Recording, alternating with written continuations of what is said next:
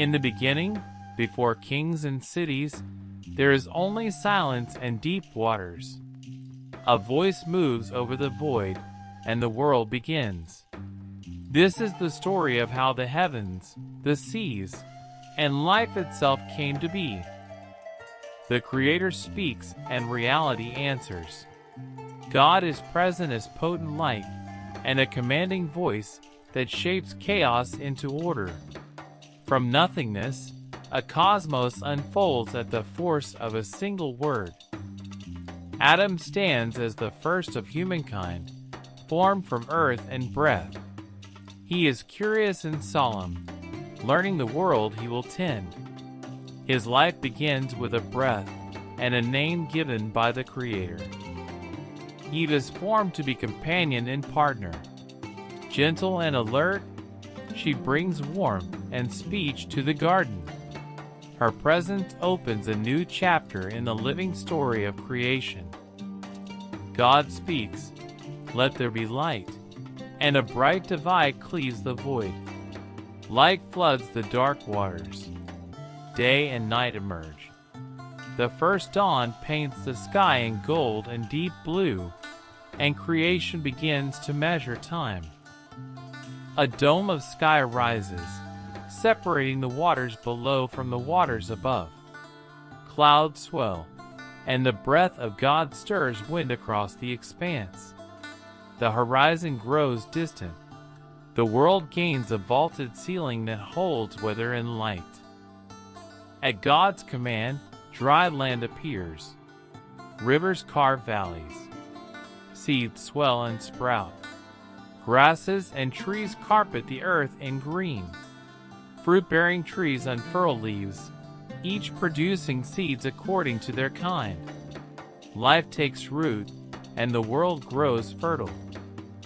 God sets lights in the sky, the sun to rule the day, the moon to govern the night, and stars to mark seasons.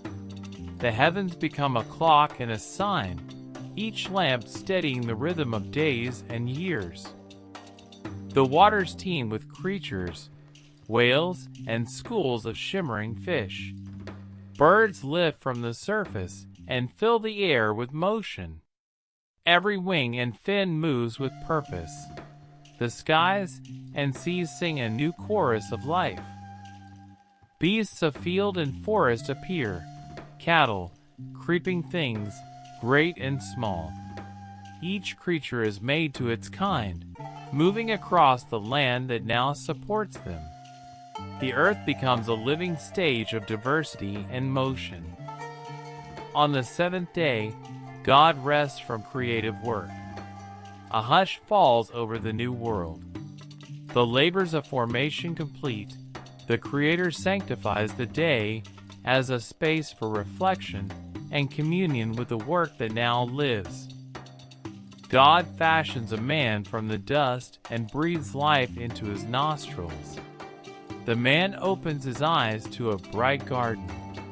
He becomes a living soul, place to name, and steward the abundant world around him. God plants a garden in Eden, a place of rivers and fruit trees. It is ordered, fruitful and beautiful. Paths of water and shade invite life to flourish. The garden stands as a living sanctuary for the newly created man. God provides every tree for food and charges the man to tend the garden. One tree is named, the tree of the knowledge of good and evil, and a solemn warning accompanies it. Obedience and trust are placed at the heart of the relationship. God declares it is not good for the man to be alone. Every animal parades by, but none prove a suitable companion. The search reveals the deep need in human life for another like him to share care and speech. God causes the man to sleep and fashions a woman from his rib. She is brought to him, and upon seeing her, he recognizes kinship. The first human companionship is formed in a moment of recognition and gratitude. Adam names her Eve, for she becomes mother of living. Together they are blessed with fruitfulness and stewardship. The scene holds tenderness, companionship, shared purpose, and divine blessing woven into the fabric of life. They live in a garden of provision and purpose. Work is not toil but partnership with creation. They plant, gather, name, and learn. Innocence shades their days. Responsibility shapes their hands as caretakers of a generous world. The garden becomes a portrait of harmony. Predators and prey exist within a balanced order. Rivers sing, trees bear fruit, and humanity walks in relationship with the rest of life. The scene breathes peace and the promise of flourishing. Made in the image of God, humanity receives dignity and charge. They are to fill, rule, and keep the earth, reflecting divine care. This calling binds power with duty and names human life as sacred work in the world. Creation is declared good again and again. Mountains stand, valleys cradle rivers, life multiplies. The Creator surveys the work with satisfaction. The cosmos is ordered, generous, and ready for human life to live within its blessing. They speak, learn names, and walk together. Conversation becomes the first human art. Questions about place, food, and duty shape their days, and together they discover what it means to live within a created order. Small moments reveal deep wonder. Dew beads like jewels, birds trust human hands, and the air tastes of possibility. In the quiet and the abundant, Adam and Eve learn gratitude and the pleasure of tending a world not their own. Beneath the beauty, caution remains.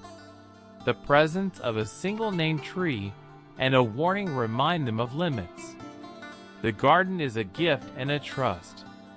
Its flourishing depends on the stewardship of those who dwell within it.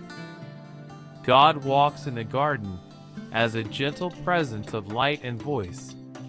There is closeness without domination, instruction without coercion. The Creator delights in the companionship of the beings made in the image of that light. The creation account closes not with finality, but with invitation. Live, steward, name, and keep. The world is entrusted to human care, and a covenant of relationship begins between Creator and creature in a garden made good. The creation story invites us to see the world as gift and task. We are given beauty, dignity, and responsibility. If this story moved you, like the video, subscribe to the channel, and tap the bell so you do not miss the next one.